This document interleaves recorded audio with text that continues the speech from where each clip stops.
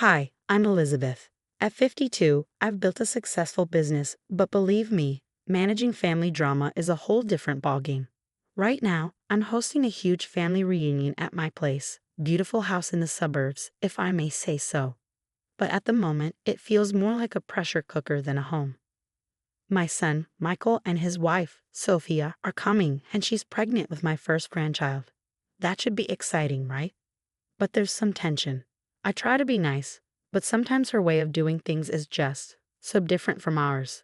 While I was prepping for the reunion in the kitchen, Michael cornered me. Mom, we need to talk about Grandma. I had a feeling I knew what was coming, but I still asked, what about her? Sophia's worried. Last time we visited, Grandma couldn't remember her name. She kept asking if Sophia was the new maid. I sighed and put down the knife I was using to chop vegetables.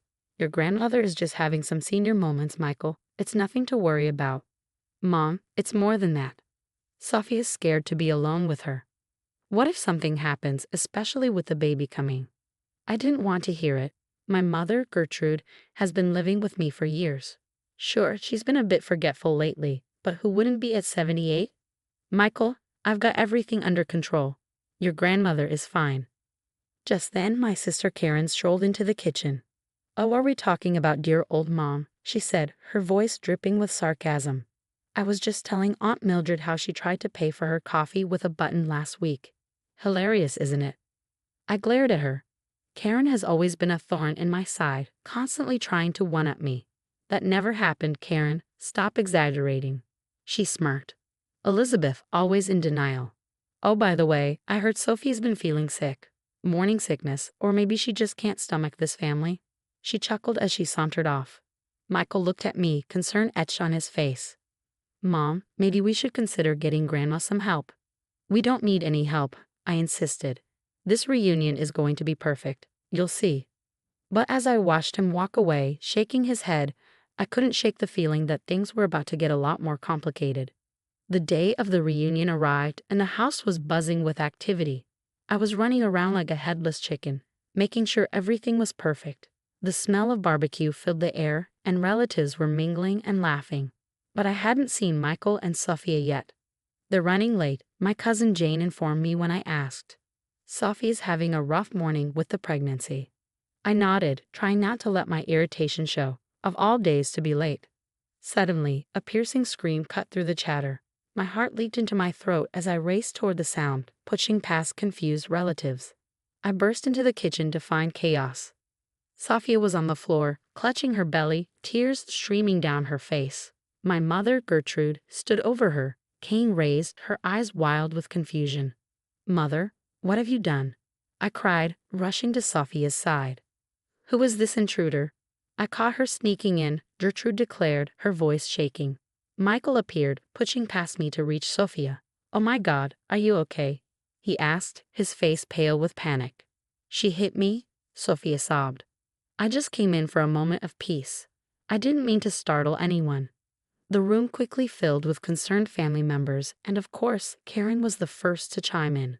Well, Elizabeth, looks like your perfect little family isn't so perfect after all. I've been saying for months that Mom needs to be in a home, but you wouldn't listen, would you? Shut up, Karen, I snapped, but the damage was already done. Murmurs of agreement rippled through the crowd. She's right, Liz, Uncle Bob chimed in.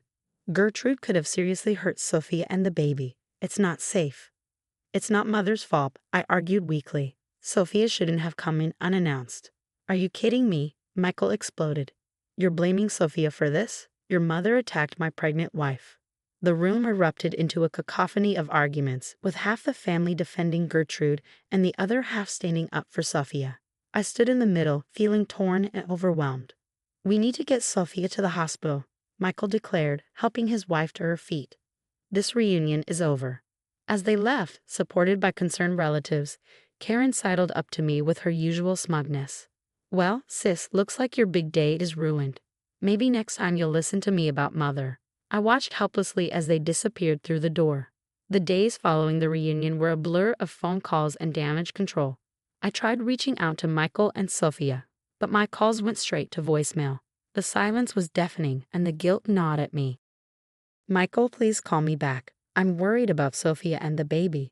I'm so sorry about what happened. I pleaded into the phone for the umpteenth time. As if dealing with my son's silence wasn't enough, I began noticing whispers and sideways glances from neighbors and acquaintances. I finally confronted Karen at her house one afternoon. "What the hell do you think you're doing, spreading our family business around town?" I demanded. Karen feigned innocence. "I'm just concerned about Mother, Liz. Someone has to look out for her, especially since you're clearly not up to the task." Her words stung, but I wasn't about to let her see how much. "Stay out of it, Karen. This is my family, my responsibility." As I turned to leave, something caught my eye. A stack of papers on Karen's desk. One of them was a bank statement for an account I didn't recognize, but the name on top was clear: Gertrude Williams. My blood ran cold. What was Karen doing with Mom's bank statements? Over the next few days, I did some digging. What I uncovered made me sick to my stomach. Karen had been systematically draining Mom's accounts, taking small amounts at a time for months. And that wasn't all. I found a copy of a new will, dated just 2 weeks ago, leaving everything to Karen. "Mom, did you change your will recently?" I asked Gertrude over dinner, trying to keep my voice casual. She looked confused. "Will? What will, dear?" "The one Karen helped you write. Don't you remember?" Mom's brow furrowed. "Karen said it was just some papers for the bank. She said you were too busy to help, so she'd take care of it for me." My heart sank. Karen had manipulated our confused mother for her own gain. The betrayal cut deep. Just when I thought things couldn't get worse, Michael finally called. But it wasn't the conversation I'd hoped for. "Mom, Safita's in the hospital. The stress from the incident caused complications. She's on mandatory bed rest for the remainder of the pregnancy." I felt the blood drain from my face. "Oh God, Michael, I'm so sorry. Is there anything I can do?" His voice was cold. "You've done enough, Mom. If you had listened to us about Grandma's condition, none of this would have happened. I don't think it's a good idea for you to be around Sophia or the baby right now." The call ended, leaving me more alone than ever. I sat in my kitchen, surrounded by the remnants of the failed reunion, and let the tears flow. As I cried, memories began flooding back, times Karen had accidentally mixed up important business documents, potential clients who suddenly backed out after receiving anonymous tips about my company's reliability, family members who'd grown distant after private conversations with her. It all made sense now. Karen hadn't just betrayed me this time. She'd been undermining me for years, poisoning my relationships and sabotaging my success. The realization hit me like a ton of bricks. I'd been blind to the toxic dynamics in my own family for so long. I'd always made excuses for Karen's behavior, always tried to keep the peace. But at what cost? As the sun set outside my window, I made a decision. It was time to confront the ugly truth and make things right. No more excuses. No more turning a blind eye. I picked up my phone and dialed a number. "Hello, is this Anderson and Associates law firm? I need to speak with someone about elder abuse and financial fraud. It's about my sister and my mother." The weight of what I was about to do settled on my shoulders. It wouldn't be easy, but it was necessary. The next few weeks were a whirlwind of activity.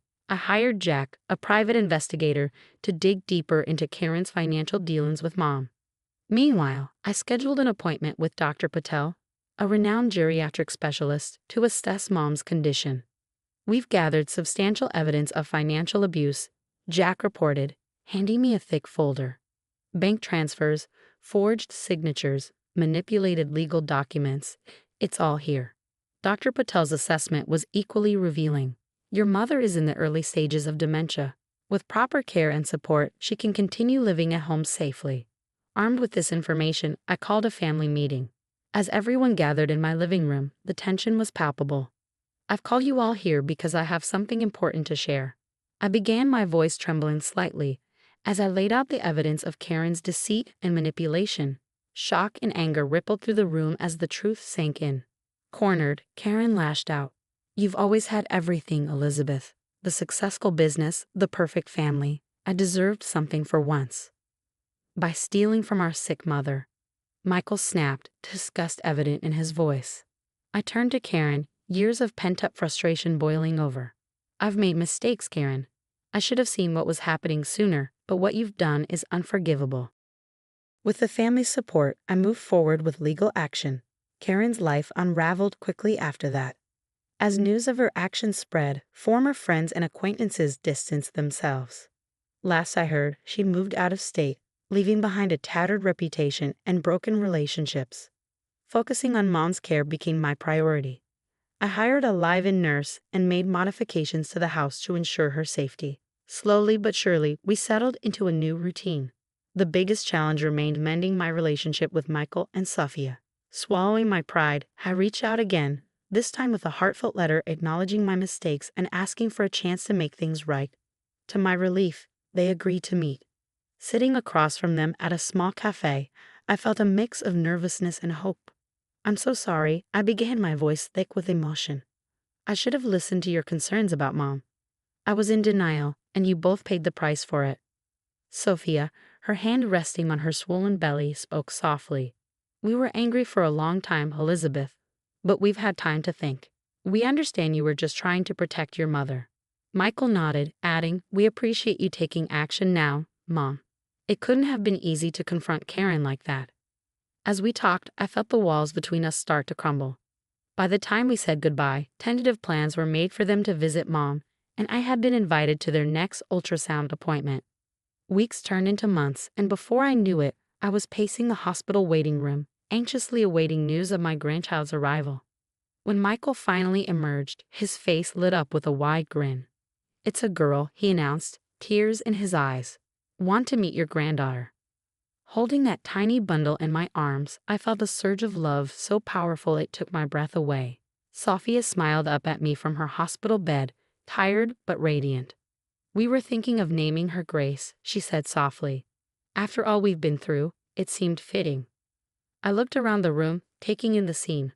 Mom was dozing in a chair, her nurse by her side. Michael stood proudly next to Sophia's bed. Aunts, uncles, and cousins crowded the doorway, eager to catch a glimpse of the newest family member. In that moment, I realized we had fostered an environment where something beautiful could thrive. The journey had been challenging, and it was far from over. But as I gazed down at little Grace's peaceful face, I knew that every difficult decision and every painful conversation had been worth it. "Welcome to the family, Grace," I whispered, placing a gentle kiss on her forehead. "We've got quite a story to tell you someday." Now I have a question for you. If you were in Elizabeth's position, would you have pressed charges against your sister Karen for elder abuse and fraud, even knowing it could tear your family apart? Or would you have tried to handle the situation privately to preserve family relationships? Share your thoughts in the comments below. Your perspective matters and could help others facing similar difficult family situations. If you enjoyed this story and want to hear more like it, please hit the like button and subscribe to our channel. Your support helps us continue sharing these complex family dramas and sparking important conversations. Thanks for listening, and we'll see you in the next video.